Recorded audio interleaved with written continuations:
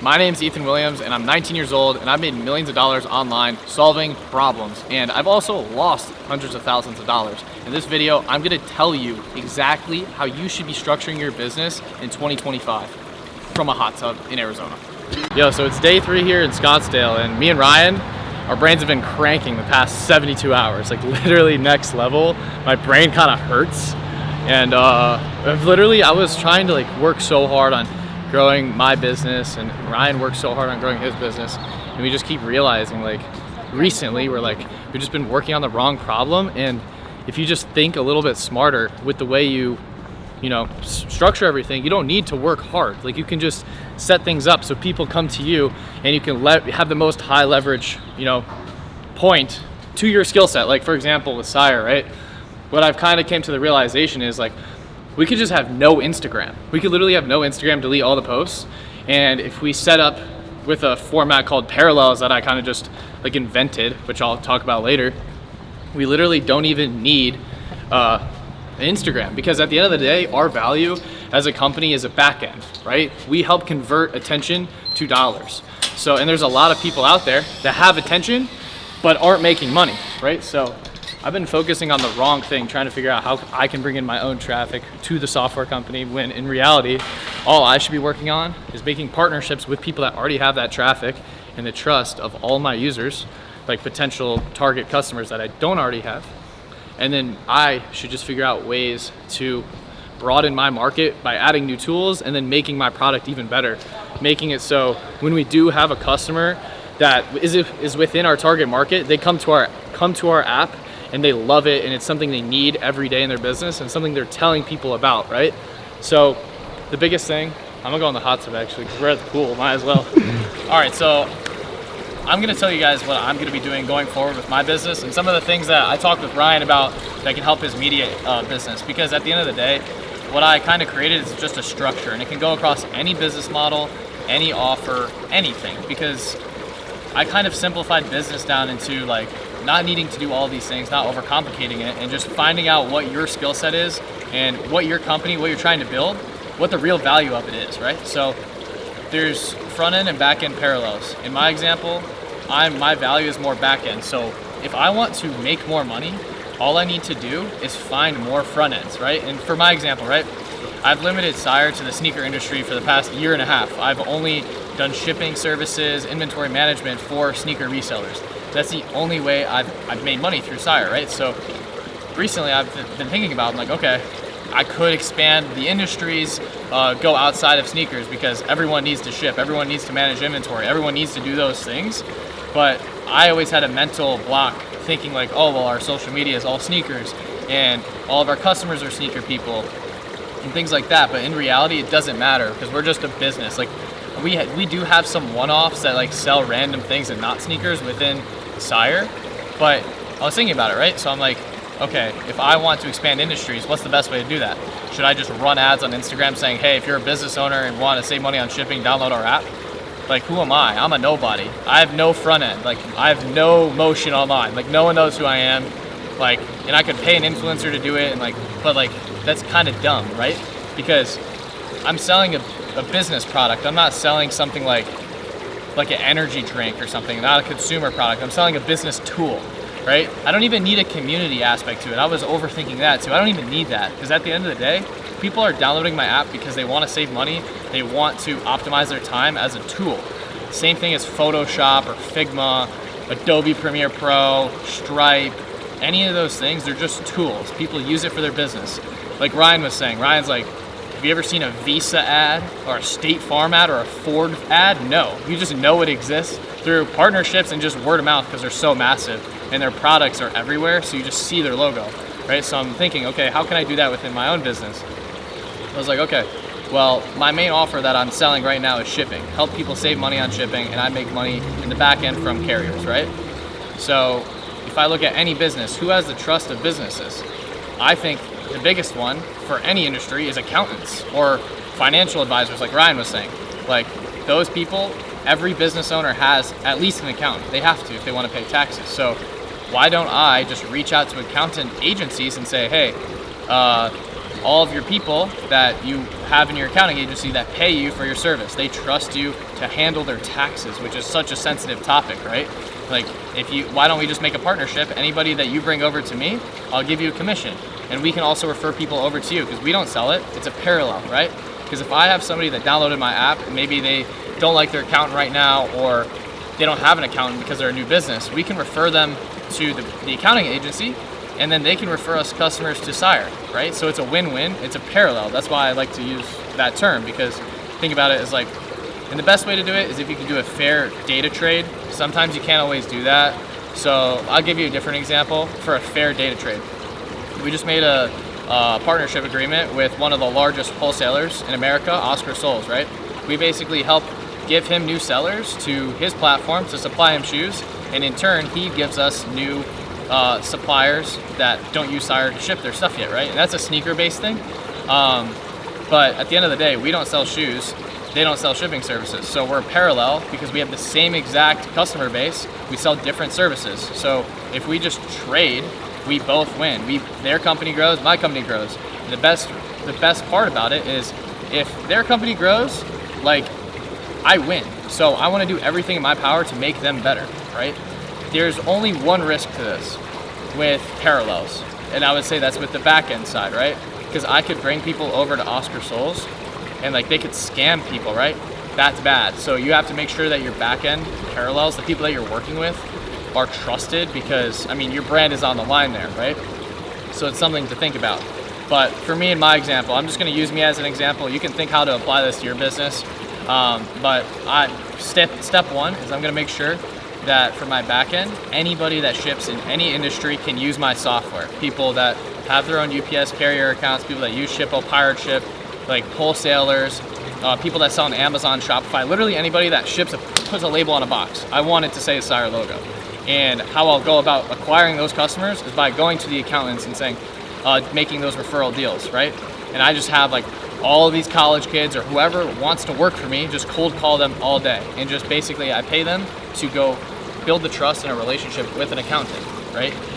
And I'm going super top of funnel there. I'm going to the top. I'm going to the accountants, and then if I get one accountant, I get like 100 or 200 business owners. I'm not going to all 200 business owners trying to win them over.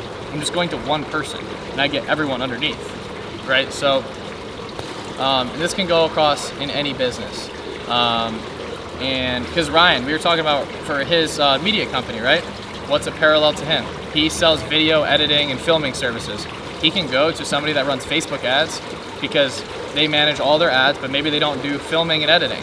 They can work with Ryan, and so their customer that they're managing their ads, maybe that person's doing all the filming and editing themselves right now and they hate that.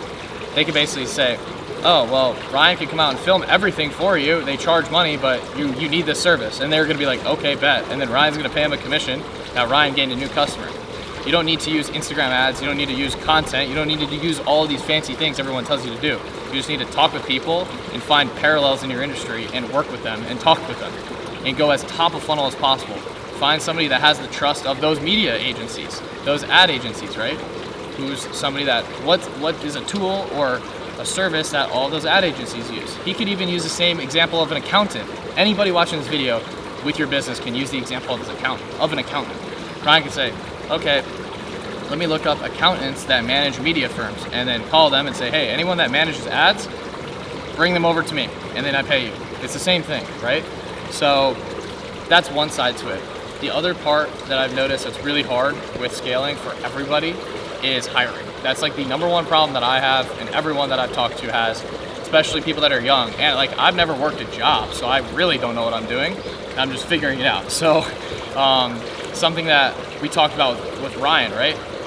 We kind of were like, okay, well, if Ryan wants to grow his business, he needs more cameramen because he can only be in so many places at once. Right now, he's the only guy filming the videos. He already has editors, so he could take on more people, but at the end of the day, he can only be in so many places. So for him to grow his business, he needs to find more filmers. And honestly, I feel like Ryan's value is that he's a cool camera guy. Like, I would never work with anybody. I would not, like, Ryan, I'm with him so much. He's with me, like, here all the time. Like, we're in random places. We went to Paris. We went to, like, skydiving in Miami. I'm not doing that with somebody I don't like as a friend, right? So I think Ryan's value, anybody can hold the camera. Yes, maybe they know some things with cinematics or whatever. It doesn't really matter at the end of the day. He's literally just sitting here right now in the pool, holding the camera. You know, so like anybody can do that. So we're like, all right, Ryan, well, how can you find more cool camera guys that maybe don't have clients? And then we're like, okay, well, that's kind of might be a small market, because the cool camera guys that already are filming, a lot of them want to do their own business. They don't want to just work for you. They already have clients. They also have the same problem. They're trying to hire people. So me and Ryan kind of came to, we're like, okay, well, let's look when you first started. You were just a college kid. You were just a cool guy first, and then you learned to use a camera. So why don't we just convert people from cool guys to camera guys in the Cool Guy Camera Club? Right? It's amazing. And the best thing is you can charge money, because you're literally transforming that person's life. If somebody like is going to college and they just don't really know what to do with their life, but they're a chill dude and they love to travel, they love to do all those things, right?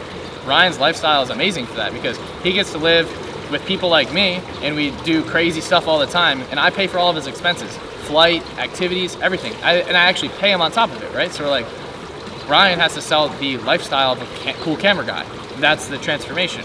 So what he's going to plan on doing, and what will be launched, and I'm doing the same thing with my business, which I'll explain after, is converting a cool guy to a camera guy. How he does that is he basically charges people to teach them how to hold a camera, and then once they're done, they basically already have a locked-in job with him, and he can basically choose the best people from the academy, right? So he's not going out trying to find a cool camera guy or try and bring somebody on and train them himself one at a time. He's basically bringing in as many cool guys as possible, converting them to camera guys, and then hand selecting them. And he made money in the process. So he's not wasting money trying to hire somebody, onboard them, all of that, risking if they suck, and then like taking forever, and then maybe they quit. Like Ryan will have unlimited options. Like if a guy quits, it's like whatever. I have 2,000 other people. Like it literally doesn't matter, right? So I want to do the same thing with my business, because I feel like my biggest bottleneck too is like with development stuff, because I can't code. A lot of people know I have an app and they're like, oh, how do you know how to code? I'm like, I don't. I got scammed for 2 years and lost 6 figures by just getting scammed from software developers at like 16 years old. So my biggest problem is I'm very good at business models and thinking of stuff like that, right? And like finding gaps in the market. But my biggest problem is knowing how to code and creating actual apps and softwares. So what I can do is I can create, like, you gotta think, what are the average coders? Usually they're like nerds or gamers. Sorry, I mean, it's not even offensive, like that's just how it is, right? And most of the people that are in my spot are usually, they were like athletes or like outgoing people, right? Just outgoing and introverted people. Those are the two different types of people, right? So I basically find introverted people, like let's say we could call it Gamer to Coder Club. And I basically make an ad saying, hey, if you're a gamer right now and you love sitting at your computer all day and doing computer stuff, why don't I teach you how to code? And then once they're done with the whole process of coding, now I can offer them a job locked in, and they change their life. Now they can work remote, they can do whatever they want. They just have to code for an app, but they're gonna make money, and it's great, right? Because that way I can make as many business ideas as possible, because I have 1 million of them. I just need them to actually be executed. So it's a different way of hiring, right? So the moral of the story of this video is like, this is more of like a scaling problem for people watching this. This isn't as beginner, maybe it could be, but I'll break it down for both. For scaling, if you're already having a business, it's really scary hiring people. It's really scary trying to grow revenue. You're focusing on the wrong things. You need to just take a step back from your business, look at all the problems that you're having, figure them out and be like, okay, well, how can we do this better? You never want to like reach out to somebody. You always want to figure out a way for them to come to you and have unlimited options, right? So you need to look at your problem. Maybe it's hiring, maybe it's incoming traffic, maybe it's finding a way to monetize your audience, and then take a step back, realize what your value is. With Sire, my value is I have a really good tool that people actually need for their business. I don't need to be the guy with 500 million followers. There's already people that have that. I just go partner with them, because at the end of the day, most of those people don't have the same skill set as me. They're good at getting attention. They're not good at converting that to money, right? So there's a clear parallel with that.